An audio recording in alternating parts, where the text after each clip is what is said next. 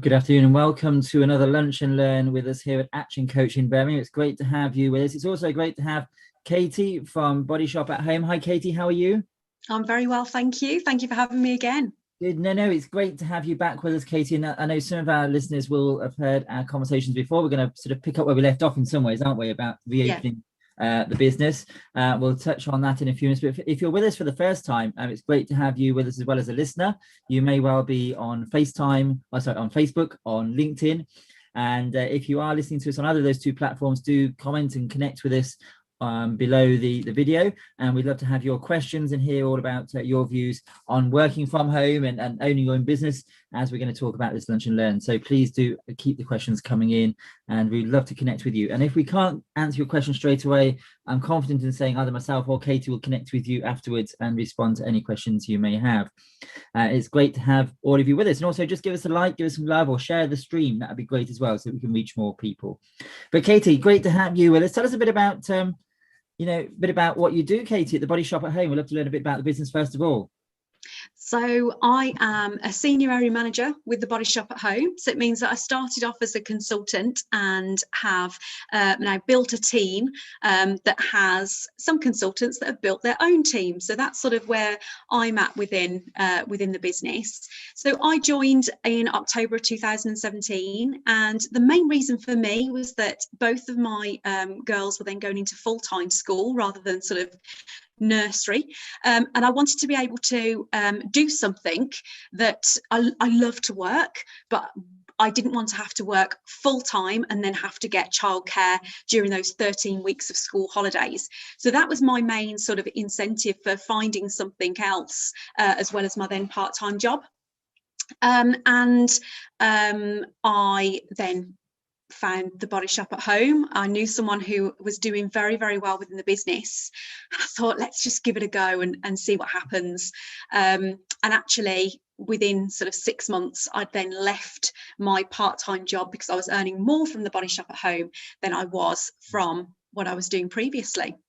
I remember you telling us that story last time. You thought it was just going to be a bit of part-time income, and it ended up being better than the full-time job you were doing.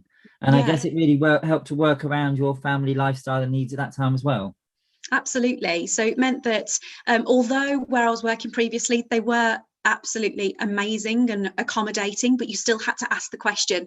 So if you did need to go to a sports day, or one of the girls wasn't very well, and you've got to ask that question with the thought that, what if they say no, and then having to find different people to be able to look after them, and just having that where you're in control of your own time, and that flexibility. So absolutely, I love being in charge of my own time, where I can then go, actually, okay, I'm not going to do that today, and I can catch up with it later on when I want to, when I can. I completely relate to that, Katie. I've got parents meetings this afternoon for my children at school, and those things come up for every parent, don't they? Yeah. And all of us. And working for an organization that can be flexible is great, but working for yourself and have that complete control is fantastic. And last time we had you with us, Kate, you were talking a bit about the challenges during lockdown. Just want to share those again with us, just for those who've not heard from us before, some of the challenges you faced and how you've had to pivot the business over the last 12 months or so. So obviously, when everything first started, our business, or my business specifically, the way that I worked it was majority of it was face to face. So it was doing parties for people, going into people's homes and giving them facials using the products, and then sharing it with their friends. And then that's how I was building my business. So I would go into someone's house, they would have their friends there, that's then my new connections, and that's how my business grew. And of course, doing events as well to meet new people. So obviously all of that stopped overnight, so we really didn't know what was around the corner, what was going to happen, and there was some very sort of worrying conversations sort of huddled between consultants and managers at the time. But the company absolutely did amazing in supporting us, created a second warehouse so that we could continue to sell the products and get those out to people in a COVID safe environment. And obviously we've been able to actually continue doing those face-to-face drop-offs, like social distance drop-offs.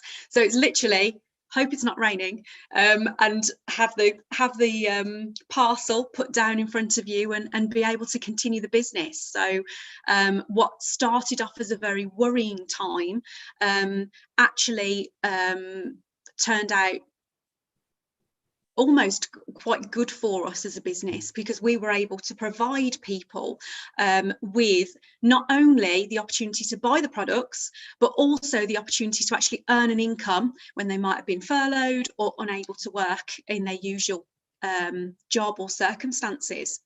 We've talked to many business owners over the last 12 months, and I think it's fair to say that depending on what industry you're in, COVID and lockdown has either presented challenges or presented opportunities. And it sounds like for yourself, Katie, at the Body Shop, with people being restricted on terms of doing their shopping and being able to get out and about, it's provided you with a unique opportunity, once in a lifetime for all of us opportunity, but for your business to really connect with clients in a way that perhaps have been taken for granted or not known about before.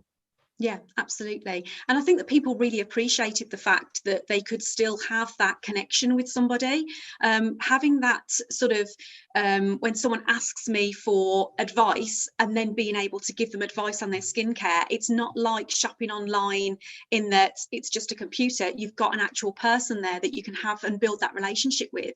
So it's been really nice to actually build relationships even more so with some people where you've actually been almost that little bit of a lifeline, where you've got that, even though it's not face-to-face contact, you've still got that building of connection, which I think that people have really appreciated. Yeah, absolutely. And it's when we were talking before, we talked now about the opportunities lockdown has presented to you, but equally the way you used to run your business before, you had sort of groups of people coming together, wanting to use your products, test your products, sort of the party at home, dare I say, the home sale opportunity, and that came to quite an abrupt end, I guess, as restrictions started. Literally overnight, we were not able to do that anymore. So since March of last year, we've not been able to do any of that face-to-face contact. So obviously things are changing now, which is amazing. But it's all been in the virtual world. We haven't really even been able to give samples, because you've got to make sure that you are being sensible, making sure that you're keeping people safe. So it's a case of really having to change the whole way that we presented our products to people and how we had those connections.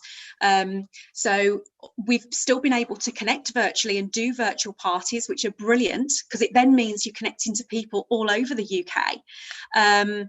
So we're still able to do all of that in the virtual world, but I'm very excited to be able to now be able to get back to some face-to-face opportunities as well. Just before I go on any further, I want to talk to you a bit more about it in a moment, but we've got a question from Sarah, who's just asking, how did you get around not being able to give out samples? What was the alternative? So what I do for a lot of people is that I do a consultation. So I would talk to people, find out what it is that they're looking for.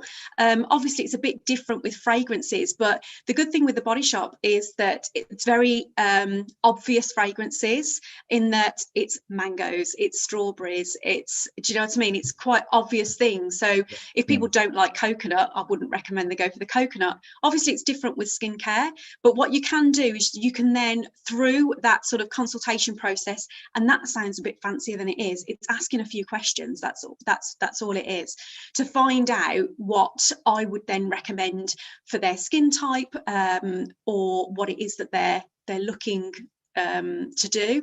Another thing that I did was I could spray a fragrance, for example, onto their bag, because obviously that's just me spraying onto their bag that I'm then going to give to them. So I could sample things in that way, in that a spray on the bag, it's surprising as to the reaction that people get, because you have just put a little bit of fragrance on their bag, to then sort of be able to sample it that way. But yeah, it's more having a conversation to find out what we think is going to work the best. And to be honest with you, even pre to doing this, that's how I would tend to speak to my customers anyway, to find out what's best going to work for them.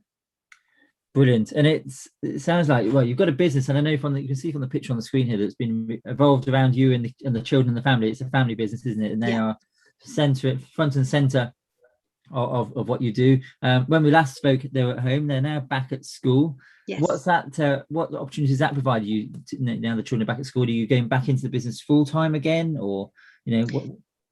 Well, I was quite lucky in that because of the way that I work my business, I was going to say my business works, but it's because of the way that I work my business. I was still able to work my business, but around the times that I choose. So it was actually more a case of getting used to having that time again, if that makes sense. I think sometimes the more time that you have, the more difficult it can be, because you're not as disciplined. You've only got an hour, you will do what you need to do in that hour. Whereas if you've got all day, you can get to the end of the day and go, oh, I didn't do whatever it was that you planned. So for me, it's exactly the same as it was before, keeping that sort of discipline, doing those power hours so that you can then go, right, okay, what do I actually want to achieve today? And then trying to stick to those as much as you can. But again, having that flexibility that actually if something else comes up, you're in control as to what you do on that day. Yeah. And gradually as restrictions start to open now, on this roadmap, it's another phrase that we keep using, unprecedented times is what we were talking about last time. We've got this roadmap now of restrictions starting to ease, and we hope that things continue to go in the positive direction. How have you found, well, tell me first of all, what are you most looking forward to in terms of going back to face-to-face and events in your business? What is it you're looking forward to yourself? So for me, I love that face-to-face contact, because you can really start to sort of build your customer base. You never know who that next person is that you're going to speak to. And although I've been able to do that really well in some ways in a virtual way, actually going to an event and being in a room or in a garden with people where they can actually see your personality over an hour or two as you're actually sort of interacting with people, it's such a nice way to do it. Whereas sometimes it can be that if that person doesn't get to know you, it's hard to then build up that trust, if that makes sense. So I'm really looking forward to actually being able to speak to people face to face. So in the beginning of May, I did my first outside event on bank holiday. Oh my goodness, it was so lovely. It tipped it down with rain. So it did get called off. Bank holiday. Yes. But that first hour of actually being able to speak to people and just have that interaction, and then coming across people that didn't even know that the Body Shop at Home was a thing, because although that's more rare now, most people, or a lot of people, do know that the Body Shop at Home is a thing. People know the Body Shop, but then it's as the Body Shop at Home, and coming across people who didn't actually know we existed. And that's what it's all about, being able to spread the word and make sure people know that they can come to us as consultants and we can provide that unique personal touch. So that's what I'm really looking forward to doing. And I was talking to my partner at the weekend, Katie, not about the Body Shop, but about just general confidence, I think, in terms of being out and about. And I myself went to an event at the weekend, and there was refreshments served, and I sort of felt quite awkward because I've been in the building with my mask on, then I had to take my mask off in front of people. Yeah. And there was that sort of sense of anxiety. And we both were talking about, we've almost had we've had over a year of sort of space, face, etc., drilled into us. How are you finding clients at the moment as you start to open up? How are you finding people respond to the invitation to come to events or respond at events, etc.? How are you finding it? So I think that it really does depend on the individual, and I think that you need to respect each other's space as you would anyway, but it's just sort of taking it to that extra length. So you can see straight away, so at an event, for example, where I've got a lot of sort of products out that people can buy, so that would be sort of an event as opposed to a party. It would be that you've got some people who are quite comfortable, they're literally at the table, and you've got other people who are stood sort of way distance back. So it's making sure that we are within guidelines, but also it's not just about the guidelines, it's about those individuals and how comfortable they feel. So obviously with it being outside as well, you've got, because it's outside, you've got some people that are wearing masks, you've got some people that haven't. So for me, it would be a case of making sure that I don't have samples out, so people can't just go and touch stuff. You're not able to do that at the moment. However, again, I can have samples at the back, which I can then spray to somebody, or give someone a sample that stick can then in effect be just used for that one person. So there are ways to be able to do it, but it is really down to the individual. You'll have some people who literally will look from afar, and you'll have more people who feel confident to come up to the table and actually have that conversation. You have some people who feel a little bit maybe more overconfident with having that conversation than you do, but you've got a table in between you, so you've got that that space already created, if that makes sense, before you even start. It sounds like when you're out and about, you're seeing clients that have got obviously a range of different views, and it's about you needing to be flexible and give choice into how they interact, and be prepared to be flexible in terms of how you have that conversation, how you interact with them. So absolutely. And the same when delivering products. I've got some people who still have the same as we were sort of 6-12 months ago, where I would literally just pop the bag on the door, and other people are almost saying, do you want to come in for a cup of coffee? No, I'm okay, thank you. So it's just sort of, everybody has those different views, so you've got to stick within the guidelines, but also make sure that you aren't just assuming that everyone's going to be okay, because that's not the case. So you just have to make sure that you are being sensible and being mindful at the same time.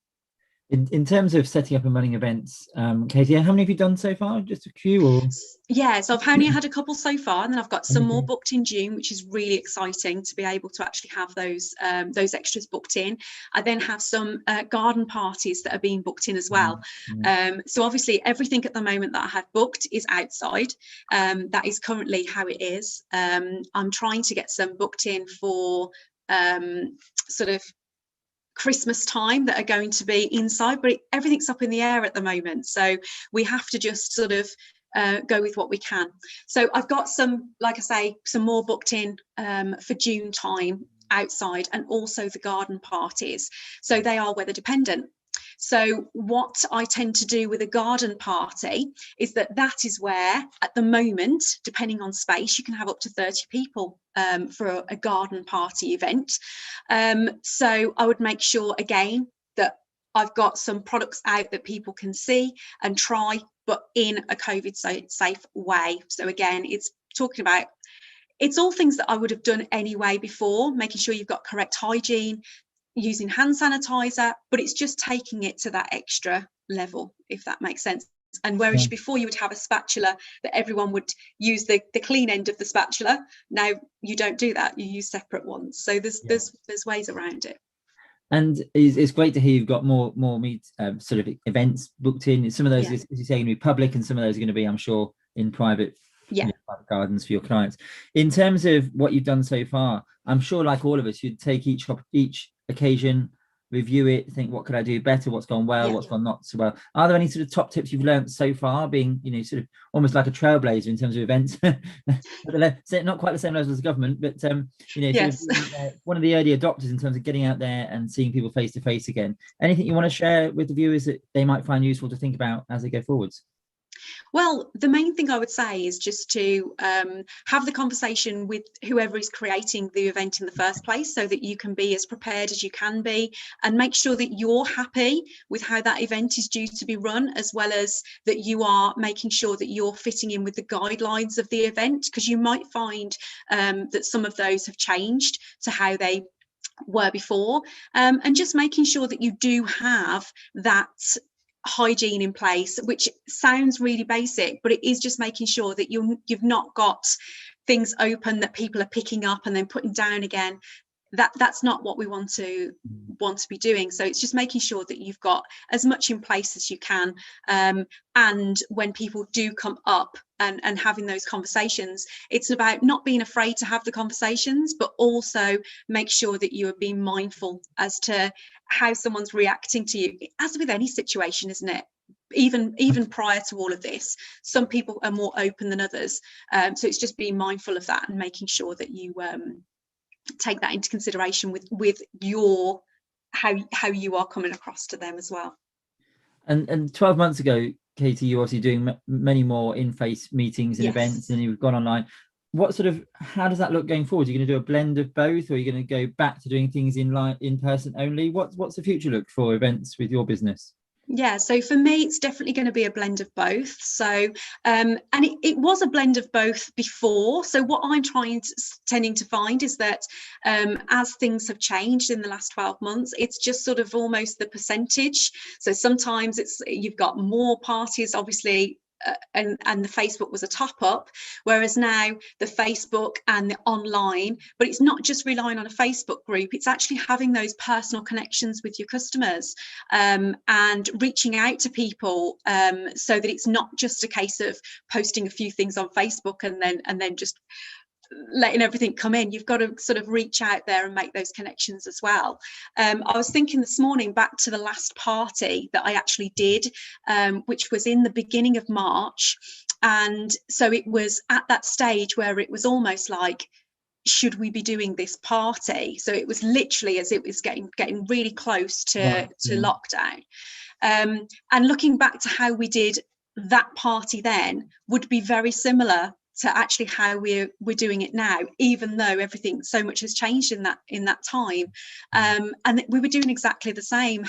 So for example, I used to give someone a facial or do someone a makeover, and instead I did the makeover on myself so that everybody could see what I was using, which in effect is as you would on social media now on my Facebook group, but actually I did it sat in front of everybody using the products, and then they had their own spatula to be able. So it was actually thinking about that this morning. I thought actually my last party that I did was very similar to how I would actually run my parties now, and being able to test out things on the back of your hand.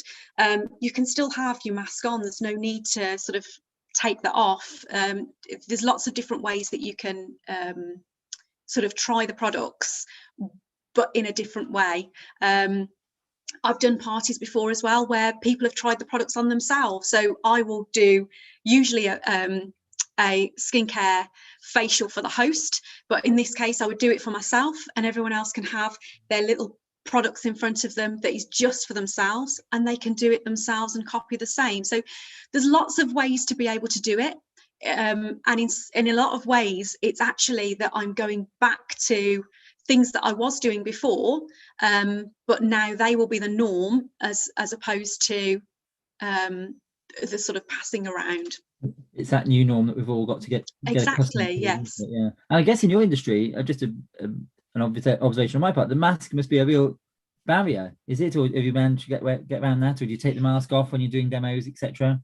Well, it really depends, because obviously if you are actually outside, which all of the events that I've done so far have been, then you're in a position where you don't necessarily have to have those masks on. So it's not necessarily been an issue. And also I'm not actually doing the demonstrations on other people. They would be using the small amount of product that I've given them to use on themselves, and it would be on the back of the hand. So that's not really been sort of an issue for me. However, if it was that they wanted to have sort of your facial or that type of experience, for me, I haven't gone down that road yet. We're still using backs of hands, and they use the products on themselves. And again, it's about how people feel, what people feel comfortable with, and making sure you're sticking to those guidelines.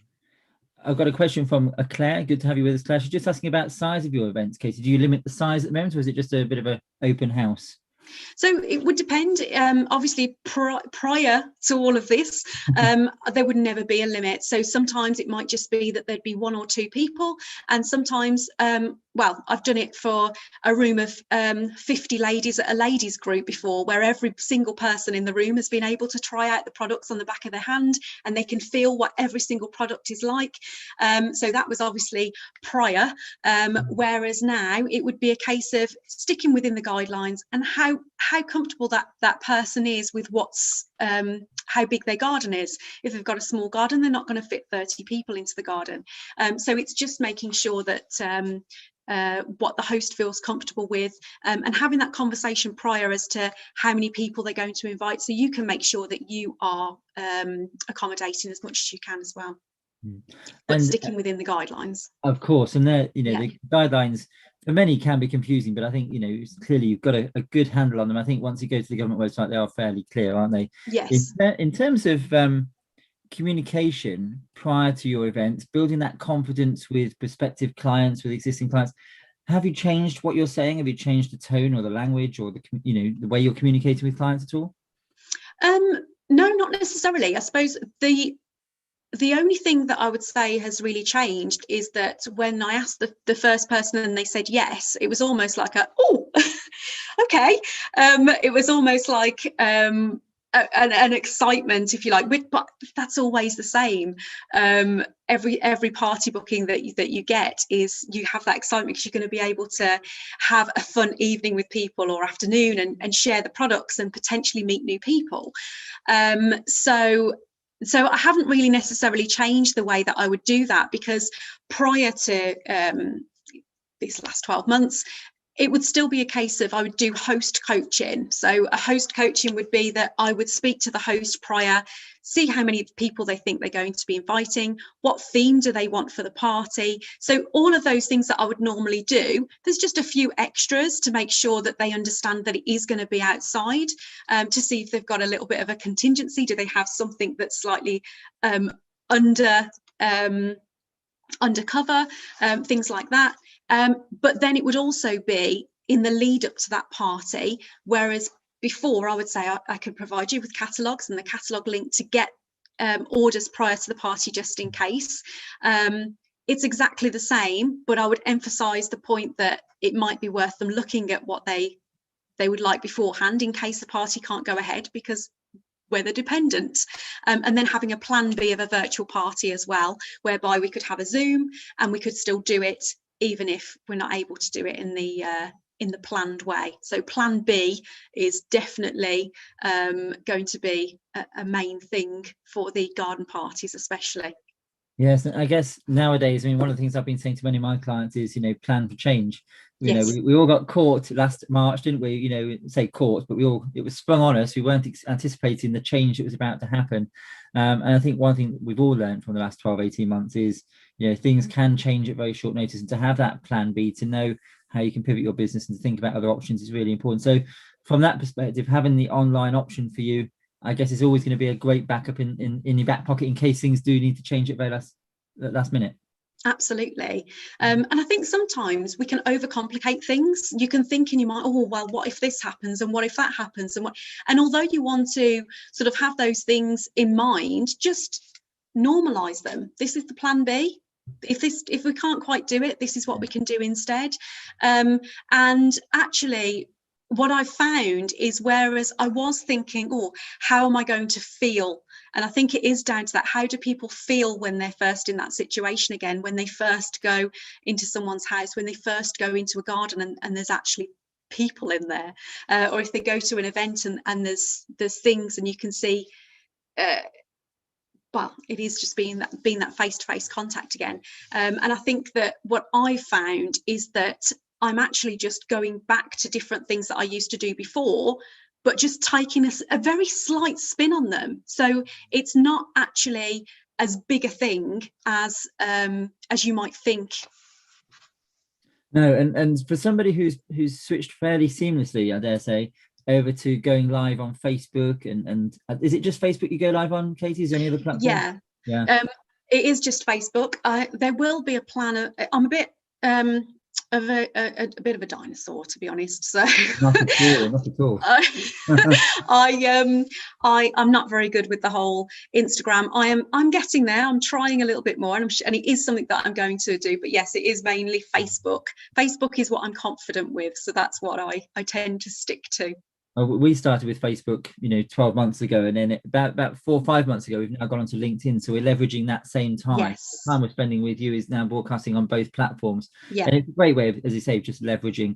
But I remember saying to you, Katie, sort of December 2019, my colleague said to me, we're going to go do some virtual work. We're going to go on to doing sort of webinars and workshops online. And I was saying, I don't want to do it. I don't want to do it.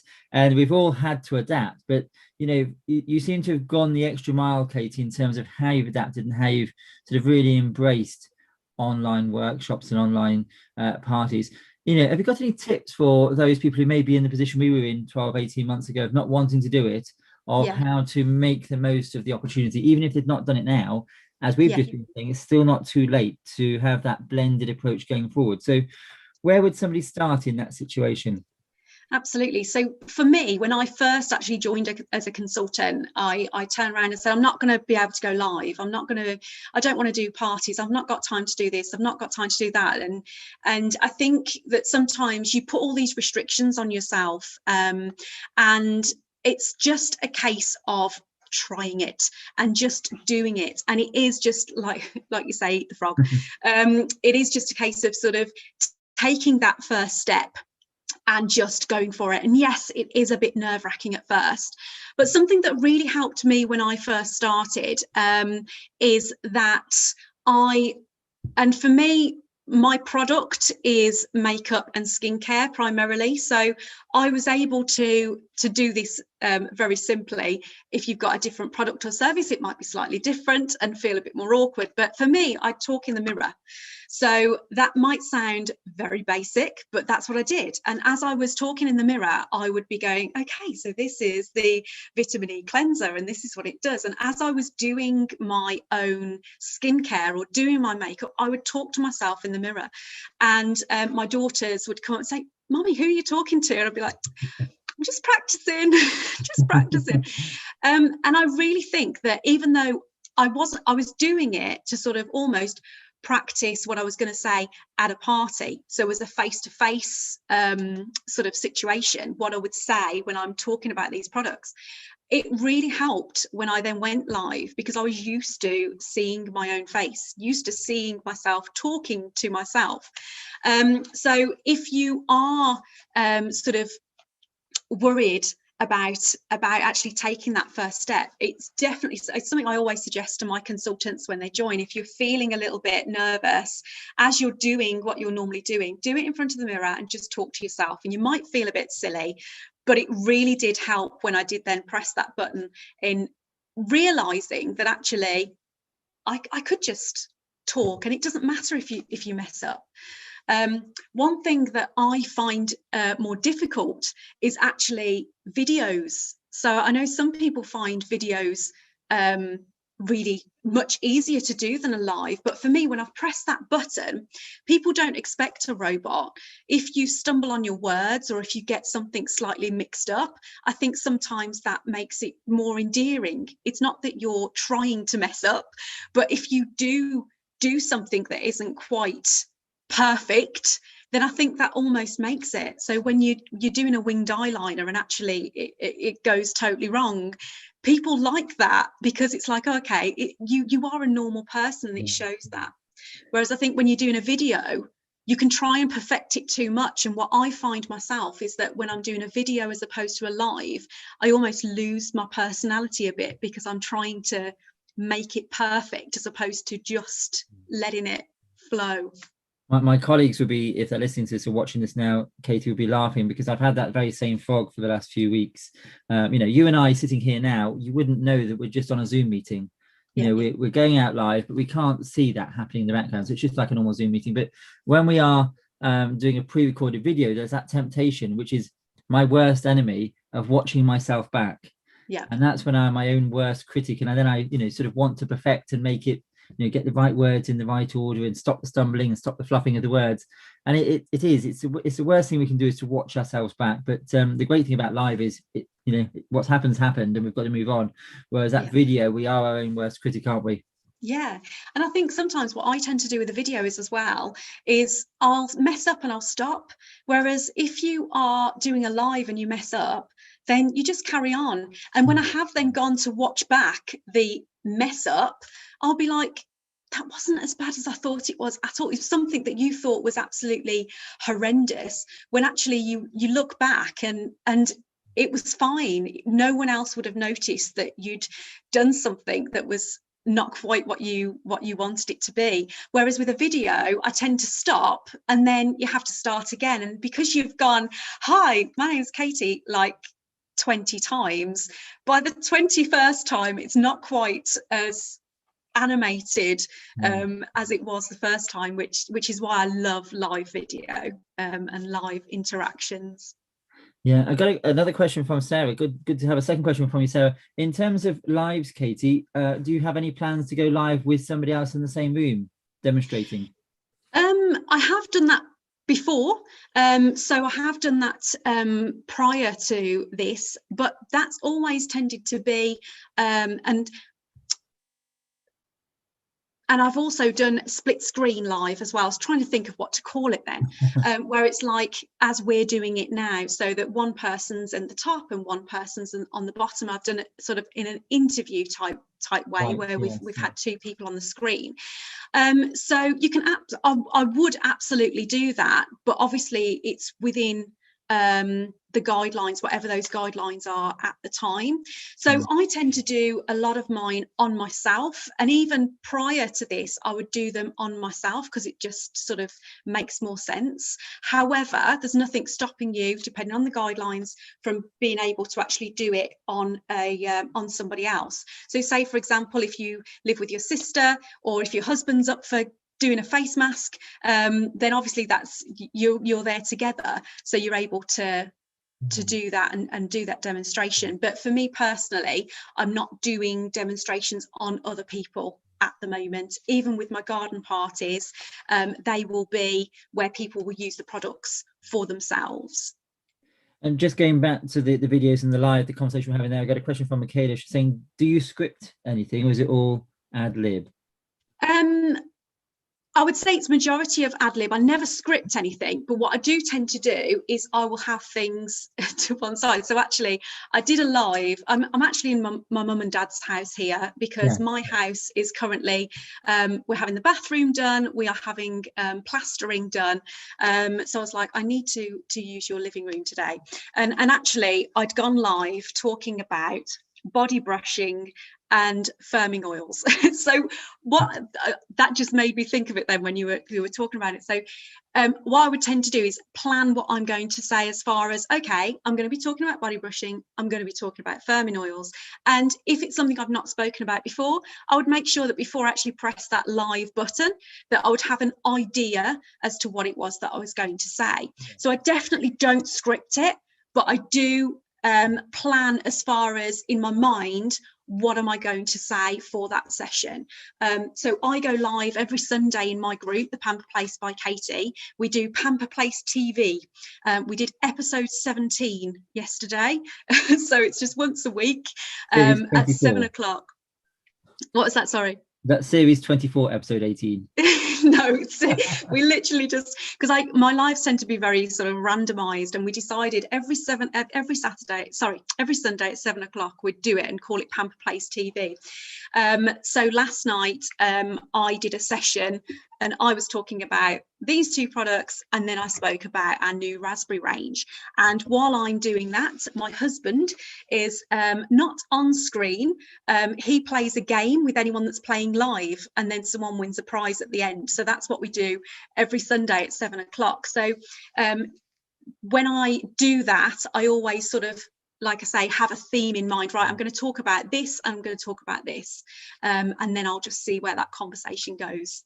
It sounds like you have a structure rather than a script, and then you've got an idea of what you're going to say, but not exactly how you're going to say it. And I guess that gives you the flexibility of questions and interacting with your audience and people, commenting on the feed, etc. So absolutely great ideas. Now, one thing I would say though is when I first started doing lives, what I would do is I would do that thing in the mirror, or I'd turn my phone onto the screen so I could see myself but actually not have gone live yet, and just say a couple of things into the screen that I planned on saying, so I could get sort of a gauge as to what it was that I wanted to say. So for me, the main thing that I would say is, like you say, if you've got that sort of structure as to what it is that the type of thing that you want to talk about, I think it makes it a lot easier for you to then do the live confidently, because you already know the theme and what you're going to talk about. And then if you do have people asking you questions, another thing, if you don't feel confident answering questions, you can flick the comments to one side on a live, and then you don't see the comments, and then you can flick them back to see them if that does put you off. But I do like to see them, so I can say hello to people as they come on, because I think people feel good when you can then do that as well. Yeah. My advice for anybody watching and listening to this is just to say that perfection doesn't exist. If you keep striving for it, you'll never actually get the content out there. So accept that sometimes there's going to be hiccups here and there, and just go with it. Michaela's just asking another question, Katie. She says, have you explored with TikTok? Is that something you've delved into at all to try and get the younger audience? It isn't yet. It is something that I have. It's one of those that goes onto I think, oh, I should do something with that, and then it doesn't happen. So I've not even got a TikTok account at the moment.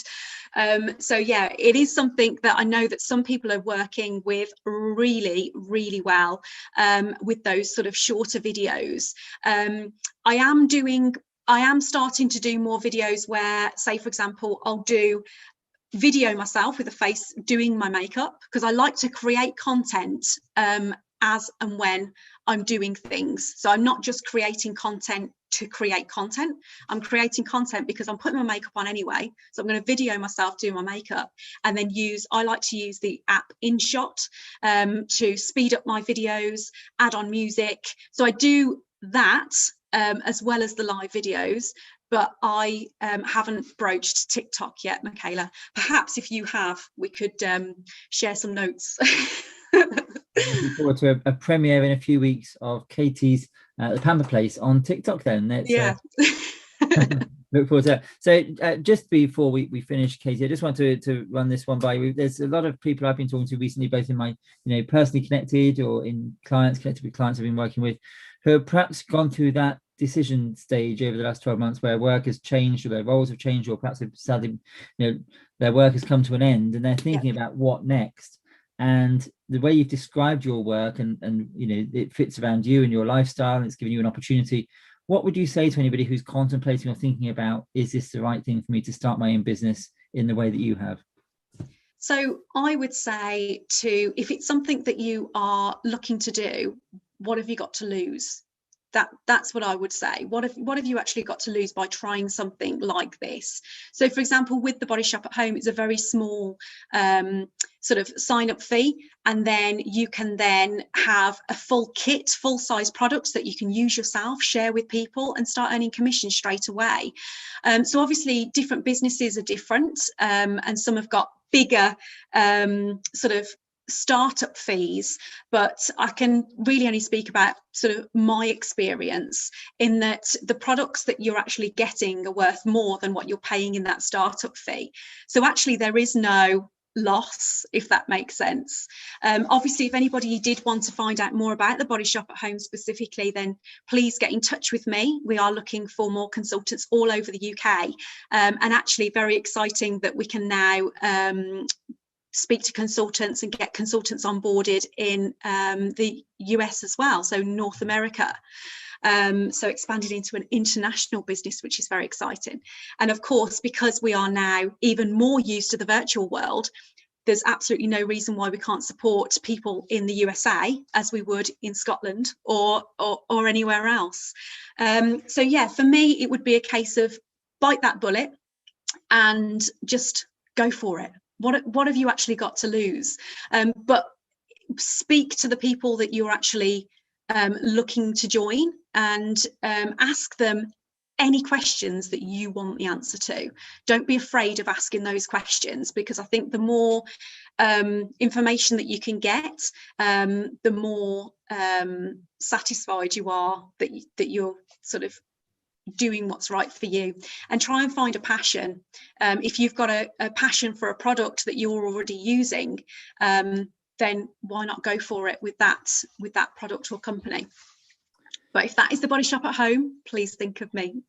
Brilliant. And Katie's contact details are on the screen if you want to drop her an email, direct call, or go on to your website. But if they contact you first, Katie, that's the best way. What do you have a website? Is there a website or a Facebook? I do have a web link for people to be able to join, but what I would say is just being able to have that conversation first, so that you can actually sort of ask me any questions that you want to, and make sure that it is right for you.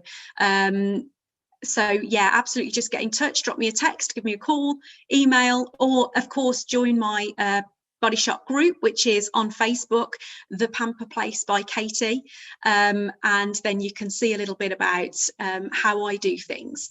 But how I do it isn't how you would have to do it, because it's your business and it's your way, but we advise and guide as to how you can get the most out of what you're doing. I loved what you said right at the very beginning. It's not about how your business works, but how you work your business, which Absolutely. is a really good takeaway point for everybody. One very last question before we finish, a question from Joe. So Joe, it's good to have you with us. I think I presume you're female, but you may be male or female, who knows? But that's not the point. Joe's just asking about online versus face-to-face events. And with online, she says it has reached many more people across the country. How are you going to take that approach when you go back face-to-face? Are you going to do events around the country, or are you going to stay to a geographical location? So for me, I've always tended to go sort of within an hour is where I tend to go for my events. That's just me personally. It's not that I wouldn't necessarily go further, but it just makes sense, unless it's sort of more looking for consultants as opposed to parties. When I'm doing my events, it's not just about what I sort of sell on that day. That's just a sort of bonus, really. For me, when I'm doing my events, I would be looking at making new connections. So if that is to host parties, then it makes sense that it would be within an hour. That's what I would tend to do. I have done things further afield, but that tends to be when I'm helping consultants in another area. So if I've got a consultant in my team that lives in Yorkshire, for example, then I might go and help them at an event so that they can build their customer base around that area. So that's how I personally tend to do it. Right. But of course, if it's more of a sort of jobs fair type thing, then that opens up to further afield. Brilliant. Well, Katie, it's been absolutely delightful having you back with us here at Action Coach again. I keep going back to that point. It's not how your business works, it's how you work the business. And that's clearly what the Body Shop at home, and I know there's other options, other businesses out there, but we're here with you talking about the Body Shop today. That's given you that opportunity, hasn't it, for you to work the business that works around you, that works around your family. And it absolutely amazed when you first told me this, that, you know, within a few months, it sort of brought in more than your full-time work, which is, you know, just shows the power of something you're passionate about, which clearly you are. You get the right business and the right passion mix, and it really has paid dividends in your case. And it's great to hear all about, you know, taking the business from being offline to online, and then from online back to offline, and how that might move work going forward, and some great tips also on going live. I will think of you as I'm standing in front of my mirror talking to myself. And you know, I do, you know, my frog, which I talk about, the one thing I don't like doing is pre-recording videos, but I absolutely stand by what I said. You know, perfection doesn't exist, and sometimes, as you've just reaffirmed to me, Kate, that you know, sometimes those flusters and those faults just make it a little bit more endearing, don't they? Absolutely. Which is good. But Kate, just before you finish, is there anything else you want to just share to wrap things up? Any top tips or any advice for anybody who might be listening to us today? So just sort of listening to you sort of summarize everything there, I would say that the one thing that I pop into my mind every now and then is done is better than perfect. And I think that there's so many times where you can keep putting off doing something, and it could be that you're putting off joining a business or starting a business. It could be that you're putting off speaking to people about having hosting events. It could be that you're putting off having that first event where you have a face-to-face contact, and just do it. Just do it. Just think to yourself, what is holding you back, and if anyone does want to reach out to me, then absolutely do that. I'm always looking to connect with new people. So if you would like to do that, then feel free to connect in any way that you want to. But really, just like I say, done is better than perfect, and just go for it. You never know what's going to happen from that next connection. And if you never ask the question, then the answer is always going to be no. So you have to ask the question to have the potential of getting a yes.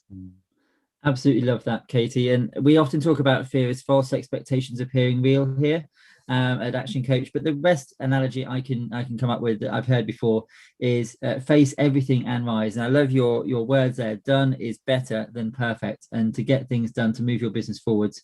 Katie's been really good having you with us this Lunch and Learn. Thank you so much for giving up another hour of your time. I hope you found it useful. I hope our viewers have found it useful. I'm sure they have. Again, Katie Smith, Body Shop at Home. Her contact details on the screen. Please do connect with her. If it's a conversation about possibly working with a body shop, it's a conversation about going live, or even if you want to find out about products and place an order, Katie is definitely the person to speak to. Katie, thank you so much for joining us. It's been great, and we look forward to welcoming you again in the future. In the next few months, it'd be great to hear about how your business is progressing, particularly around events and how things move forwards as you open up. We'd love to get back maybe in the summer, and hear how things are going. I'd love to do that. Thank you so much for having me today. Thank you today. so much, Katie, and take care. Thank you.